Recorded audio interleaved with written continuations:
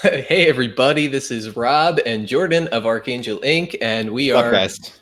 what's going on? We are attempting a an impromptu live session. This is something that we discussed recently and would like to get in the habit of doing a little bit more frequently, and we'll see how it goes. So, for this first one, I don't expect that there will be any comments or people here participating in the chat, but What? You told me there would be hundreds. I'm hundreds. out. Yeah, I know. I'm sorry, Jordan. I had to persuade you somehow to get in here.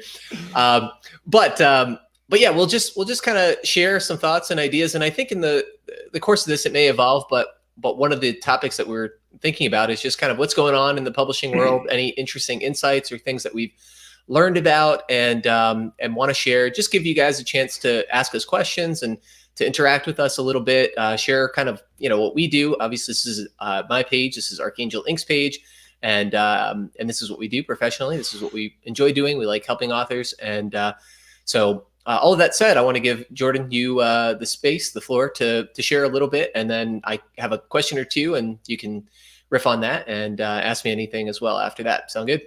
Yeah, sounds good to me. Yeah, let's jump in with what we were talking about just a little bit ago. I Cool. was speaking with an author who actually published back either 2002, 2005. I can't remember exactly when. He said they had a system called, or something you could do through Amazon called Amazon Friends, which is where you would email people that have left reviews on books on Amazon. I think just a mass email to anyone that had reviewed before. And you would be able to just say, hey, and you'd be able to request a review. And just thinking about how much has changed since then. And I'm like, oh man, would that be nice to have? Now it's just so much more complicated and in depth. And it seems like Amazon is just changing the game as far as, it's still okay to send out advanced review copies or ARCs. It's still within their terms of service to do that. Yet they seem to be making it very complicated to do that. When you're trying to bootstrap it as an author, you're trying to get people to read your book, and man, that's a pain. Yeah. So, okay, for folks who aren't familiar with Jordan, Jordan's our marketing coordinator, marketing guru here at Archangel Inc. And one of the things that he does, and he does really well, is generate true, honest, organic reviews. And he has a pretty in-depth and complicated process for that. And at some point, I can add on a link to your post, Jordan, which you outline. Yeah, that'd be kind helpful. all of all the steps, all the things that you do. And this is an evolving process, but the short of it, the gist of it, is you look for people who are writing reviews in your genre, preferably quality, thoughtful reviews, and then just kind of cross-reference those folks' information with their own public, records, their websites, any resources that may have contact information for them, and then try and reach out and then send an honest, sincere email out to them. So this, as you can imagine, just describing that there are a handful of steps involved can take quite a lot of time. So the idea that at one point Amazon was willing and able to make books, or excuse me, make the buying audience and the reviewing audience available to you, I mean, just is pretty astounding and extraordinary. So yeah, when he told me that, I was like, what? What is this? But it's cool just to think about, how much has changed for sure. Right. So so anyway, that was one fun little anecdote. Did you have anything else? Any other thoughts or comments or information that you learned? Yeah, I love talking about the whole review gathering process, because there's still people that are like, Jordan, is that really the best way? Is that really like what I have to do? And if you're a new author, I think you do. I don't think you can't rely on having a big email list. And maybe you do. Maybe you're a business person that has an email list. You have people that can read your book. But I mean, if you're writing a book for the first time, you don't have an email list. You don't have a lot of contacts. It's really, in my experience, in my opinion, the only real way to do it is to spend that time in that manual outreach. Now, eventually I will share that you get to the point where you write, I've just written my 6th book.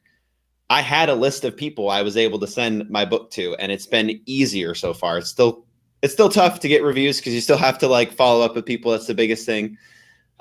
It is a process that gets easier over time. But if you're a first-time author, you just, in my opinion, you have to spend that manual time to go and do. You have to find people. You have to really push and really hustle to find people that are going to read your book. you can't just publish on Amazon and hope that people are just going to come to it. I mean, that's one of the biggest mistakes you can make, but it takes time to, you get your book, you want to put it up there. You want everything to just happen after that point, because you've already put so much work into it. But that's where the work begins, in the marketing. Right. So one of the, there are a handful of quotes that I lead my chapters in the self-publishing series, which you can get for free on our website, archangelink.com. But good stuff. Yes. So and the whole idea behind that, again, if you aren't familiar with us, or aren't familiar with that resource, it's just a series of emails or consolidated document with information on the self-publishing landscape, how things have kind of evolved over the last several years, and give you a big picture overview of what it's about, what your possibilities are as a self-publishing author, first time or otherwise, and then a little bit about us. But anyway, one of the quotes that I share at the top of it is, writing your book is 90% of the process, is the first 90% of the process. The second 90% of the process is everything that comes afterward, which, the math is a little bit funky, but the idea is, you think you're at this finish line, but when you actually finish creating your book and you're like, okay, I can breathe, and now I can really enjoy the accomplishments and the laurels and hopefully the profit that comes from it,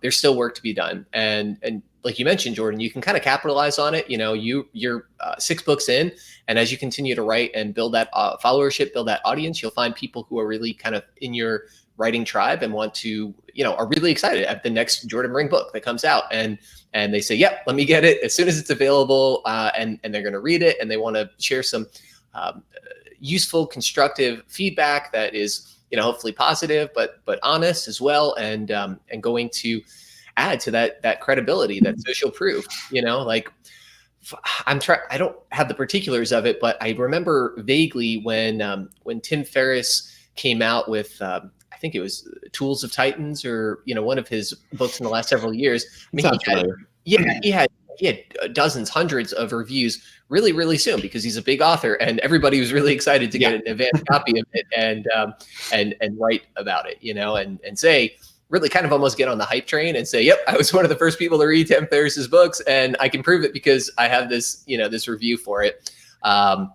But anyway, yeah, it's a big process, and we're always looking for ways to make it easier. It would be really cool and really nice if there was more of a fast track to it, but it's kind of that idea.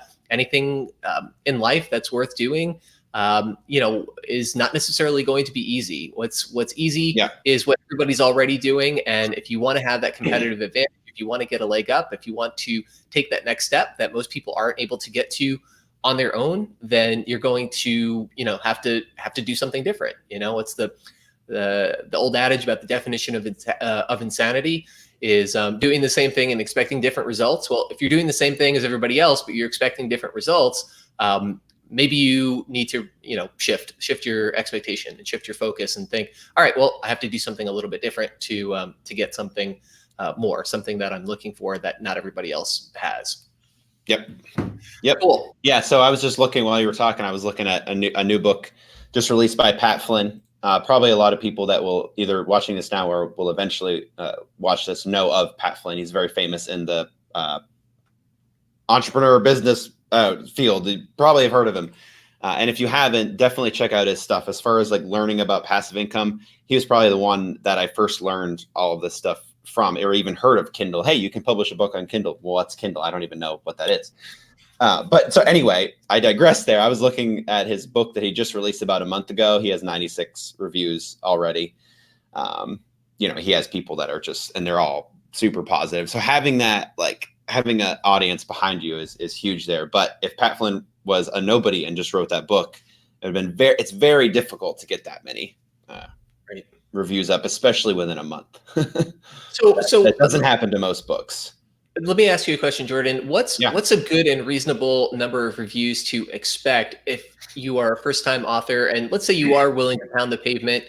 If you get 5 reviews, should you be satisfied? If you get 15 reviews, is that a realistic goal? 50? I mean, for people out there that that are trying to manage their expectations, what would you say is a reasonable expectation?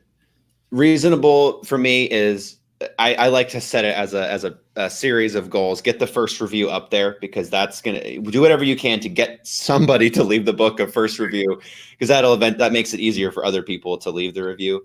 Get the one, and then get 10, and then after that, try not to spend too much time trying to get more than that. Eventually, you'll get organic ones, hopefully, and that number will expand. It's not worth it to put in the time and the hustle to shoot for 300 or 1,000. It's not going to make that enough of a difference to be warranting of that time. But you do need reviews for a lot of the if you're going to use book promo services. I don't recommend those as much anymore. Some people still have success with those. Some people, a lot of those have fallen off as not being as effective anymore. But if you're going to go into marketing, if you're going to go into those, you need a certain amount of reviews. The same way, if you're going to use Amazon pay-per-click ads, you need a certain amount of reviews before you're going to really start to see the conversion. So it's one of those things that's definitely, you need to put in the time and hustle to get to that certain number, because it's going to help you in all of those other marketing avenues as well. It'll give you more reviews you can add to your editorial page and all of that. But yeah, you don't need to go for 500 for a first book. Okay, cool. Yeah. So reasonably, you could do it if you were willing to spend, like if you're willing to spend hours upon hours, but then you wouldn't be writing, you wouldn't be doing other things that you need to be doing. Right. So there's some diminishing marginal returns, would you say, for that? Cool. See, so I could have just said that. I didn't need to do all the work. That was perfect. No, hey, that's awesome. I mean, well, one of the things you've talked about in your email series recently, the 80-20 rule, like you put a lot of effort into getting that 20%, in this case, maybe that first review or that first 10 reviews or so. And then, you could keep spinning your wheels and getting a little bit more. And maybe in some exceptional circumstances that makes sense. But for the most part, your effort is going to be better spent elsewhere, building that followership, creating additional content, maybe doing other media or that kind of thing. So, yep. Cool. All good. Well, I wanted to keep this pretty short here so that we keep something in the tank for next time. We can talk about the 80-20 rule all day if you want to talk about that. Yeah. Because that is one of my favorite things. Cool. Yeah, no, and feel free, folks, leave comments down in the video if you want to hear a little bit about the 80-20 rule. Most people are probably familiar with it, but we'd be happy to share some thoughts and ideas. I know Jordan spent a lot of time thinking about it, and I want to mention your book, Jordan, The Balance Point, which is on pre-sale currently on Kindle, and is available in paperback edition. So, I know you talk about the sort of 80-20 rule and trying to find balance in that context there. So and Rob wrote the forward for it. So there you go. There you go. So let it not be said that we are not moderately shameless self-promoters. Yeah. But no, hey, one of the things that we talk about, and most people will know if they follow me at all, if they follow Jordan and Archangel Inc., we're not about the hard sale. Certainly, we want to get out in front of people and let people know about what we do and encourage people to pursue their passions in terms of writing and self-publishing. And we'd love your business. If we are going to be a good fit for you, we would love to chat and hear more. But at the same time, we are really focused on trying to provide quality content, trying to help people in the best way possible. And this is a vehicle for it. Authorship and expressing yourself and getting your story out there is just a way for people to kind of self-actualize, and that's what's really meaningful to me. And Jordan, I know that you're a writer, and you just have that drive to write and share, and part of getting involved with us has been expressing that. So and then helping other people to do that. So again, folks, please definitely we're not about the hard sell, but definitely check out Jordan's book, and I did write the foreword, so I'm very proud to have been able to contribute a little bit.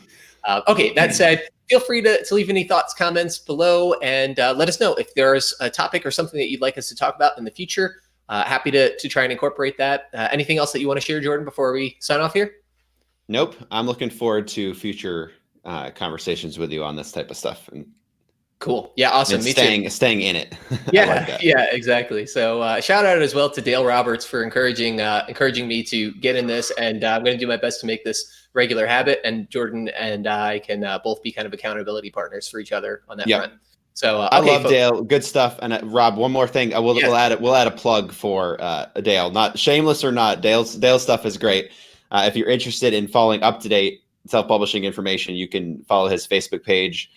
Oh, exactly what it is. I think it's just self-publishing. Yeah, self-publishing something. Books. We'll include a link. Yeah, well, thank you. Yeah, I was like, I have it, then I forgot. Dale, Sorry, Dale. I tried. So you go to dalelinks.com, I believe is his main page, and that's a hub for all of the stuff that he does, all the stuff that he sells, all the free resources that he has. So Dale L. Roberts, big shout out to you. Thank you, Dale. And with that, have a great rest of your evening, everybody, and or morning, or whenever you're watching this. So thanks again. This is Robin Jordan of Archangel Inc., and we'll see you folks next time.